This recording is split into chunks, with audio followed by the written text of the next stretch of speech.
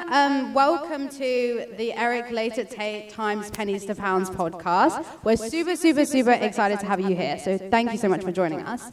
If you don't know who Eric are or what we do, from my very obvious t-shirt, we basically help empower creatives. And the best way to find out more about that is if you follow us. A little cheeky plug. Follow us at Eric Festival. So that's what we do. And just to get an idea of who's in the room, who here has been to a live podcast recording before? Put your hand up if you have. First time. Oh, okay, cool. And who's listened to the Pennies to Pounds podcast before? Okay, we've got some hardcore fans in here, clearly. Great, amazing.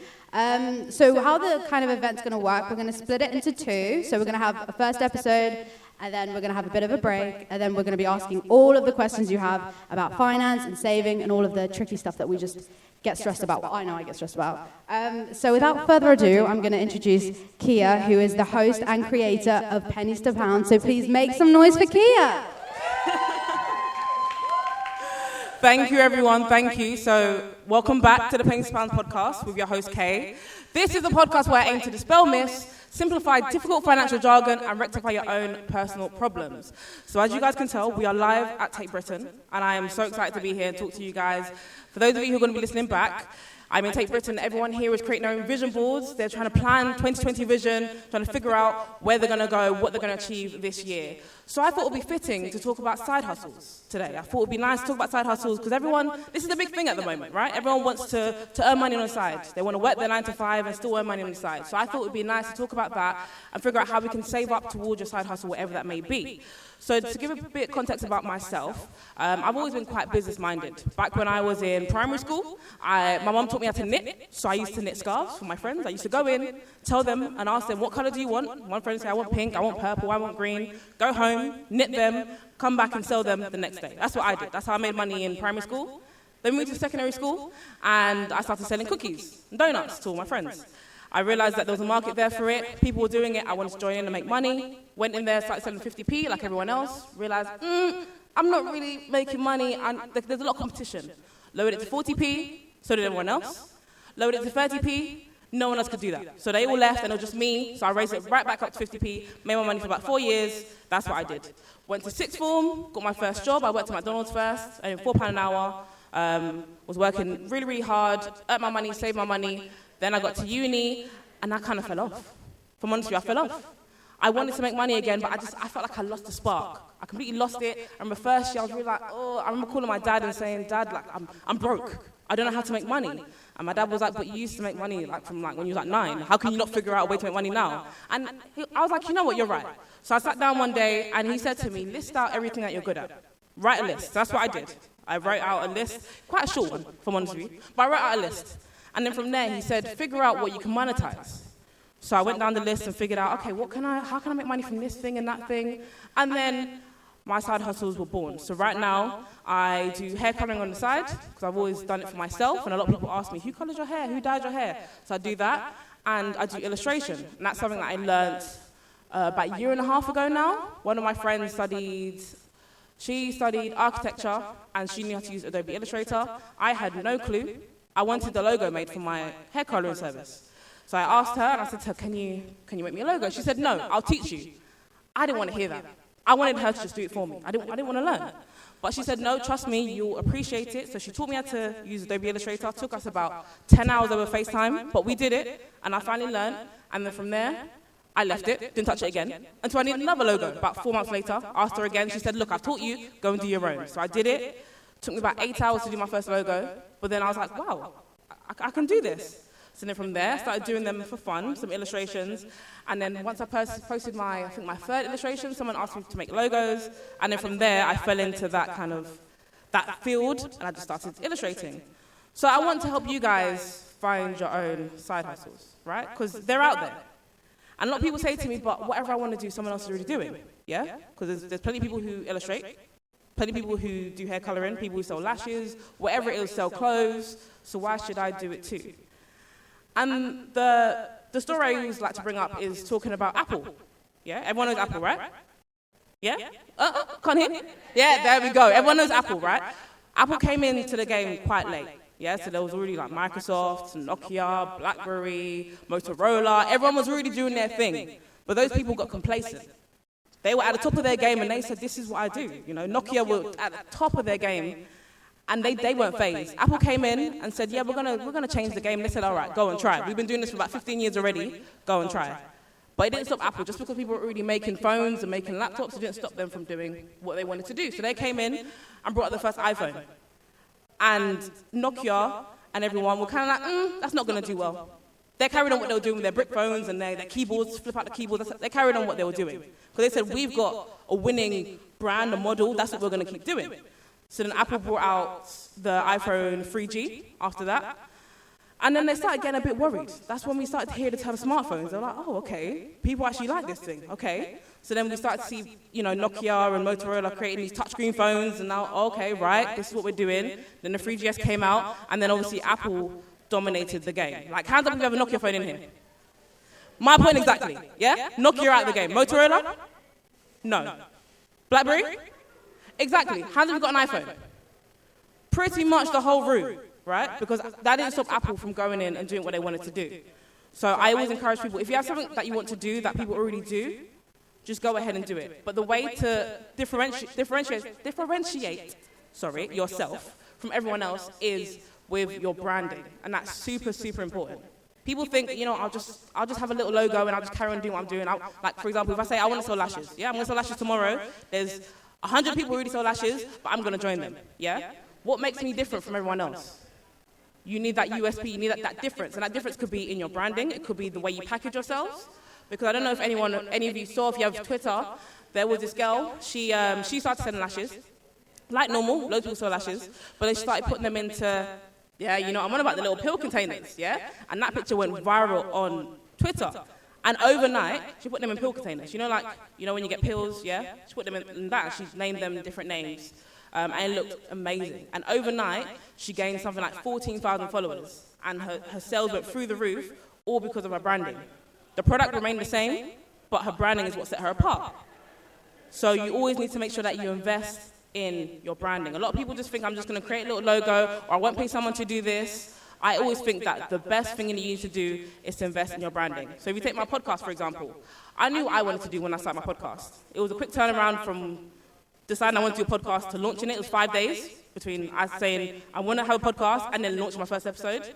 But I realized that my branding is going to be super important because I want it to be, whenever you see that image without the words on it, I want you to know exactly what that image means. So I found someone who created a unique logo for me, and I said, you know what, it's worth the money. Whatever he wanted to charge me, he could have told me £300, I would have paid him.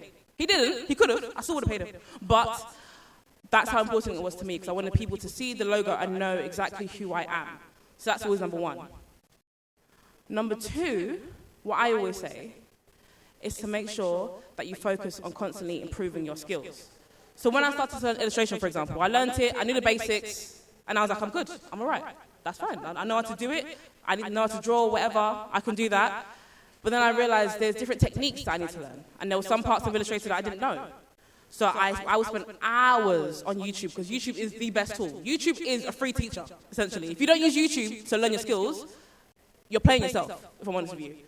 YouTube, I used to sit there for hours and figure out, right, so I've seen this person illustrate this way, I'm going to figure out what that's called, and I'm going to sit down and find all the videos covering that, and I'm going to learn it. So I do that for one, let's say, technique, and then I practice and practice and practice, and once I've mastered it, I'll be like, good, I've got that now. Next one. Because the better I could be, the more I could charge for my services. So I was very humble in the beginning. I knew that I was just starting out and there's people better than me. So that reflected in my price, because also I wanted to have the opportunity to learn and, you know, get clients. So the more creations I make, the better I get. But then the more I learn, the more I could increase my prices and offer more services and say I can do this and I can do that now, because I was constantly learning and evolving my skills. If you're sitting here thinking, you know what, that all sounds good, Kia, sounds great. But I have no skills. People come to me and say, I have no skills, yeah? There's two things that I say to people who say they have no skills. Number one is you have a skill. You need to figure out what you can do better than most, yeah? Not what you can do the best, because you will never be the best. But there's always going to be something that you can do better than most. And that can be going through people's essays, because you're good at grammar. That can be doing voiceovers for people. That can be creating logos. That can be doing a whole ton of things. There's more things out there that people don't even realize. People come to me and say, oh, yeah, there's nothing I can do. I say to people, can you write? Yeah. So then you can go to freelancers and draw up contracts for them. There's so many different things you can do. It's just about getting creative.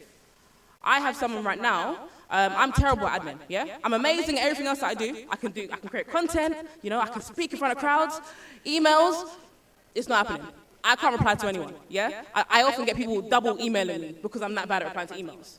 But then there's a girl out there who I've got now managing my emails because that's her thing, and she's able to sell her services that way because there are people who aren't good at that or don't like doing that. So you need to figure out what you can do to kind of fit that gap, because there's always going to be a gap that you can fit. I also used to do YouTube back in 2018, and I started off doing just regular videos, and I went into do finance videos, stopped doing that. I will come back to it, but I stopped doing that. But during that process, I started off using iMovie, which is the basic, comes with your Mac. I learned that. Once I did that, I said, okay, I can do iMovie. Let's move up. I said, yeah, I can do this. Final Cut. Final Cut was a minefield, absolute boggling minefield. But once I got it, a lot of people used to see my videos and be like, bro, can you edit my video? And I didn't even think that I was that good. But like I said, I was better than most, which is why I was able to offer those kind of services and say, okay, depending on what you want, I can do that for you. Then I moved to Adobe Premiere Pro, and that's where I gave up. Premiere Pro is terrible. I can't even get my head around that. But like I said, the more skills that you gain, the more you can charge and the more you can offer. But again, back to my original question. If you say that, I have no skills, Kia. It's nice hearing you talk and hearing you say all this, but I have no skills. There are so many different websites where you can learn skills. Like I said, YouTube's the free one. There's this site called Udemy, and that's Udemy. I always talk about that. That's amazing. I bought an Adobe Photoshop course on there because I could do Illustrator, but Photoshop for the life of me never made sense. So I went onto Udemy, bought a course for $9.99, and that was jam-packed with everything I needed from beginning to end. From I've never even opened up the app yet to I can do everything on Photoshop. Did $9.99, now I'm a pro at it. So whatever you want to learn, Udemy's most probably got it on there for you, pretty much. And I know a lot of people, especially like if you've heard of UX UI designers, people who design apps and how apps run.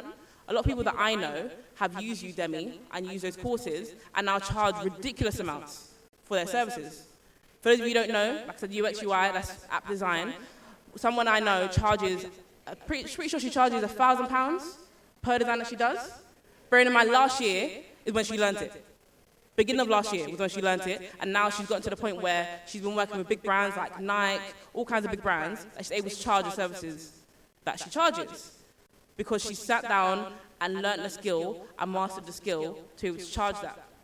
So I want you guys to sit down and think, what can I do? And you can absolutely do your side hustle alongside your 9 to 5.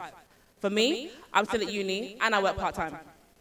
And I still do my illustration on the side, I still do some hair coloring on the side, because there's always time. But you only make time if it's something that you believe in and you're passionate about. Because a lot of people do stuff and say, yeah, I'm going to do this. Like I can say to you, I study French at the moment. I can say to you, yeah, you know what I'm going to do? I'm going to translate documents. I'd be lying to myself, because I promise you, any document I get, I will take forever to do, because that isn't fun to me. I have no passion for it. I'll be doing it for the money. And yes, doing it for the money gets you to a certain point, but you need to have a passion behind what you want to do. So I can sit there and get documents, translate in French, and I can be like, oh, I've got another one, man. Why did I say I was going to do this? I remember I even put up that I was going to do French tutoring. And then I got someone who inquired about my tutoring, and I didn't reply. I said, oh my gosh, I didn't think someone was going to message me. I don't want to do that. Because then I realized how much I lacked the passion for that side hustle. So I had to give it up. I mean, I can do it. I can translate in French. I just don't want to do it. It's not something, when I have my spare time, I don't want to sit down and do French. So you have to figure out what you actually like and what you think would make sense for your hustle. But now, I want to talk about saving for your hustle. So it's going to be savings in general as well, but saving for your hustle. Because a lot of people come to me and say, you know what, whatever I want to do requires some sort of capital. I don't have it at the moment. So I want to do it in 6 months' time, but I want to save up for it now. So how do I save? First things first is to get a savings account. And I know it sounds really ridiculous, but I know so many people who save in their current account. And I think that's insane. They tell me, yeah, I know, like I've got money in there and I know how much I can spend and how much I can't, and what I can't is my savings. And I think that's ludicrous. How can you separate your money if it's all in one account? Right? Look, you're looking crazy, yeah? Mad, right?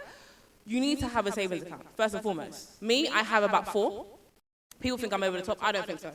I like to separate my money out, because if I have all my money in one place, in one savings account, I will see that and be like, wow, I'm rich. I could just dip in and take a little bit and I'll still be rich.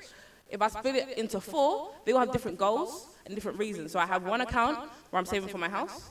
I have another one where I have my car fund because my car can break down at any moment, so I've got money there in case of that. I have one for when I want to go on holiday, and I have one as an emergency fund. But they're all different providers, like you say one with Santander, one with Nationwide, they're all different people. But I have my savings accounts there because I like to separate them out. So if I go into one app, I might see I only have a little bit of money in there. But realistically, my money is spread around. I even have a coin jar. I even put my loose coins into a jar, and I keep that there, and then when it's full up, which it was yesterday, I'm so happy, I'm going to take it to the bank and see how much I've saved in pennies and pounds. I'm excited to see how much I've saved, right? But that's number 1. Number 2 is to start saving from any income that you get. And people always say to me, what's the percentage? How much should I save? I'm not a fan of percentages. Because if I now say to you, I know, sorry, your pen went down, I'm sorry. But if I say to you, you should save 30% of your income, and like me, I work on hourly wage, not salary, so there's months where I earn way more, and months where I don't earn enough because I may have sick days or whatever it is, I don't earn as much as I should do, right? So I can't necessarily save that 30% that I put in place for myself. I may have to amend it. So I like to save up money. So I always do that by prioritizing my bills first, that comes out my wages first, then any kind of savings. So I figure out, okay, cool, I've paid for my bills, maybe this month I put away £100 in savings, and then I'll do the rest. And the way I like to do it is when I get to the end of the month, if there's money left over the day before in my account, before I get paid, imagine I have £50 left over, take that out into savings and start again with the fresh wages. Because you don't actually need it. If you needed it, you would have spent it. So if it's left over the day before you get paid, put in savings. If you get to the day before and there's no money in there because you spent it all, that's fine. You start again. But the chances are you may have even just £15, £10, £5, move it out, because if you're going to save it, if you're going to spend it, you would have spent it. Number 3, I love apps to save because I am the laziest saver you have ever met. I know it may seem like I'm like finance guru, she must have everything, spreadsheets. No, I'm lazy. I am so lazy, so I need apps which will do it for me on my behalf. So there are 3 main apps which will move money for you without you even realizing it. So number 1, if you follow me, you know I also got Plum. I discovered them May last year. I remember it came up on like an ad on Instagram. I said, okay, I'll have a look. Had a look. I've never gone back since. So Plum are amazing. The way you do it is you link your current account to them. So they'll have a look. So for those of you who are trying to hide from your bank balance, there's no hiding from there. But you link your current account there. And what Plum will do is it will assess your spending and your income for about a week or so before it makes the first deposit for you. So it will figure out, okay, how much money is in your account, how much you usually spend, okay, cool, how much can you afford, and it'll start moving money for you. So if I have less money one month, it might move a couple of pounds here and there into a separate pot. If I have more money, usually when I get paid, I see like a huge chunk, like, it'll say, hey, Kia, we're putting £40 in savings. I'm thinking, I just got paid, mate, yeah? But that's what it does. It will assess your income and how much you're spending and how much you're earning. The great thing with Plum is as well, is that it puts it into a separate account, so a separate little pot. You put it in there, and if you want to withdraw it, the withdrawals come out pretty much instantly. So I use that as my emergency fund. So if, let's say, like my car, imagine I need to pay for something for my car now. I don't have to wait a day or 2 days for it to come out to my account. I press withdraw. Next thing I know, I get a notification on my banking app. It's back in my account. That's what I love about it. The other thing I love about Plum is that was the first way I started investing my money into shares. Because I knew about shares, my dad's invested for years, but I never knew how to start. I asked him, and it all just seemed like a whole heap of mess. It didn't make any sense to me when I asked him to explain it to me. And I think because, you know, when older people have been doing it for ages, yeah, they just kind of get lost in it. So when I saw that with Plum, I said, I'm going to give it a go. So I put some money in, I put £10 in, and the way it works is you invest in portfolios as opposed to individual shares. So Plum puts together a portfolio of companies. So if I pick the basic portfolio, it will explain what companies are in there. I invest in basic and tech. So tech one is obviously tech companies. So like Google, Microsoft, Amazon, Apple, invest in those tech companies. And you'll get fractional shares. So fractional shares means that you don't, depending on how much money you put in there, you may not own a full share from Apple. So let's say an Apple share right now is $300, but you only have £50 in there. So you're probably going to own part of a share, but you've still got some money towards it. So it also tells you the risk level as well. So basic is like out of 10, it might be like 4 out of 10. So how risky is your investment for you to lose money? When I first started investing, I did basic and I got a very minimal return. And I said, you know what? I'm going to go higher. So I went to the highest risk portfolio they had, which was the tech one. And it was 9.7 out of 10. And I said, I'm going to do it. That's what I'm doing. I threw £50 in there, and I said, yeah, I want to see my return. I left it for about a month, came back to it. I had lost £20. I said, oh, okay. But it was a good way for me to start learning about investment. And you can also go in, go to the app, and I click through my tech portfolio, and it shows me what companies within that portfolio I have invested in and what percentage. So from there, I realized, okay, cool, all right, that's fine. It was a little blip. But then I learned a bit more about investing. I learned that you need to monitor your investments. And when I say that, is I invested in the tech portfolio without looking at the news to see how these companies were doing. Because if something happens with Apple, their share price is going to fall down. Microsoft is going to fall down. Amazon, if they have a scandal, it's going to fall down. I wasn't doing that. So around that time when I checked, there was a whole scandal going on, I think, with one of the companies, I can't remember now, and that would explain why I was losing my money, because the share price had plummeted. So I was like, that makes sense. Now, however, it's doing amazing. It's something like 207% return. Like, it's skyrocketed. It's amazing. But it taught me a lot about knowing when to monitor and how to properly invest. Because people who invest don't just put money in and walk away. They sit down and monitor their investments so they can see, oh, you know what, something's going a bit rocky. I've invested £200 into this company, but there's a little scandal going on. Am I going to keep the money in there, or am I going to withdraw it? Because I don't want to lose my money. So it's all about figuring out that and making sure that you're very conscious if you're actually going to invest your money, because no one really wants to lose money when they invest. Everyone wants to get some sort of return, but you've got to be hot on it when you make those investment choices. Another app with regards to saving is Tandem. So it does a similar thing as Plum. Tandem, they're both free, by the way, but the way Tandem works is you link your current account to it again. It will again assess how much you're spending, and it will make withdrawals for you. But the great thing about Tandem is it will tell you if there's any kind of alerts on your account. So it will tell you, you pay X amount for your phone bill. You know you can get it cheaper, right? Or you pay X amount for your electricity bill. But this place offers it cheaper, so you should consider this. So it gives you all kinds of alerts, and if there's anything like if you have a credit card, you make credit card payments, but you missed it this month, that will tell you, you missed a payment. Be careful because it will harm your credit score. They're really good at giving you alerts. So I always encourage a lot of young people to download that. If you want to monitor your money and be good at what you do with regards to finances, Tandem is a really, really great app to do so. They also do, Plum also do roundups, so similar to like Monzo. Who's got Monzo account in here? Few people. So some of you may be familiar with the roundup feature.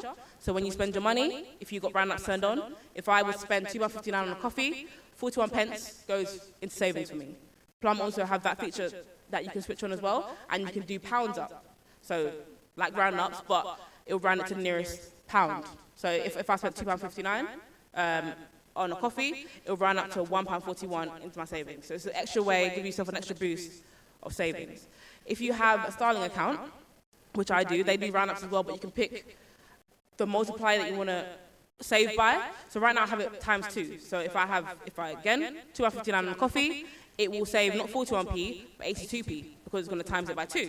You can do times 5 or times 10, depending on how quickly you want to save, whatever your goal is. And you can have goals in there, you can change the picture, same as Monzo, they're pots, they're called Starling Spaces. You can do that to help you save towards whatever you want to do. There's also an app called Moneybox. I don't know if you guys have heard of it. Moneybox, they also do roundups.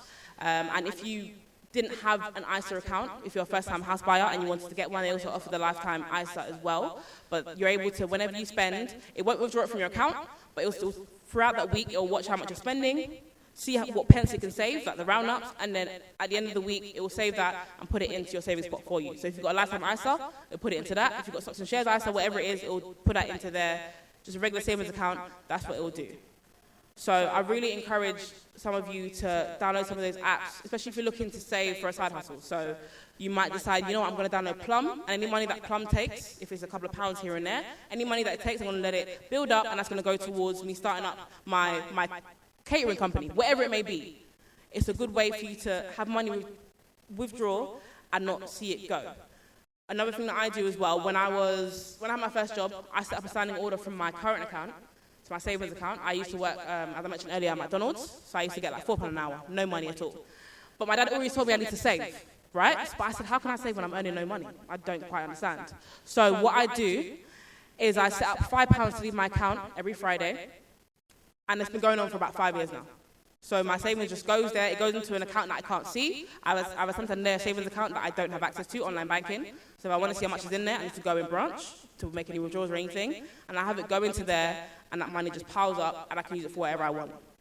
I usually use that when I first want to start my business, my hair colouring business. I wanted to buy hair, because you need to colour the hair, and hair is really expensive. So I used to say, right, any money that's going into there, that's going to be towards my hair business. And after about a year or two, I had about £800 saved up. So I took that money out and started my business. That's what I did. So they're all really, really, really important ways that I'd say if you're looking to start a side hustle and it requires capital, because some don't. Illustration didn't for me. What I need to pay for was Adobe Illustrator, which is £16 a month. So I could do that. But some things require capital. You need a camera if you want to start being a photographer. You need cooking equipment if you want to start catering. Whatever it is, some of them require capital for you to start your side hustle. So if you do need capital for your startup, then I definitely encourage you to try and look into those kind of savings methods. But I want to kind of open up to the floor to see if you guys have any questions with regards to what I said, anything you want me to elaborate on at any point, anything. Anyone got any questions? Ooh, I like it when that happens. No one's got any questions. That means I did well. I hope so, anyway. No questions? Go for it. Just say. Thank you. If you start making your own money, do you have to pay more tax if you make quite a lot at some point? That's a good question. So right at the beginning, if you start something, start your side hustle, chances are you won't be making that much money to have to declare tax. But for those of you who don't know, the personal allowance threshold has gone up to, I think it's 12,500 at the moment, something like that. So that means that any money you earn up until that point is tax-free. Any money over that threshold, so if you earn 12,600, that £100 over it will be charged at 20% tax.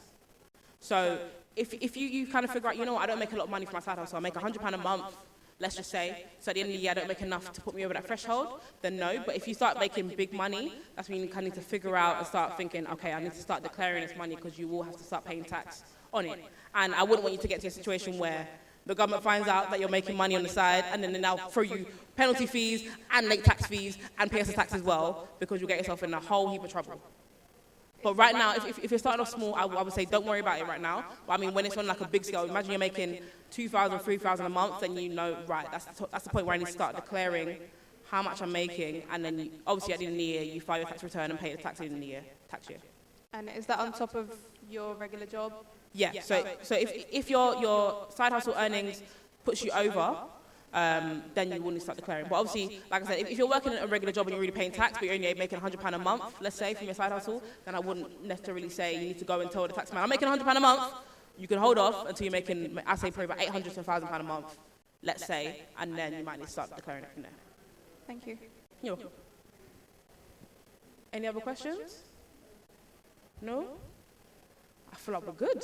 Yeah? Yeah. Okay, well, we'll have a bit... We'll have a bit of a break, so like a 5-10 minute break, to prepare any of your other questions, or maybe if you're too shy, pluck up the courage. Kia doesn't bite. But we'll be back in about 5 to 10 minutes. But please make some noise. She's been so helpful so far. Thank you.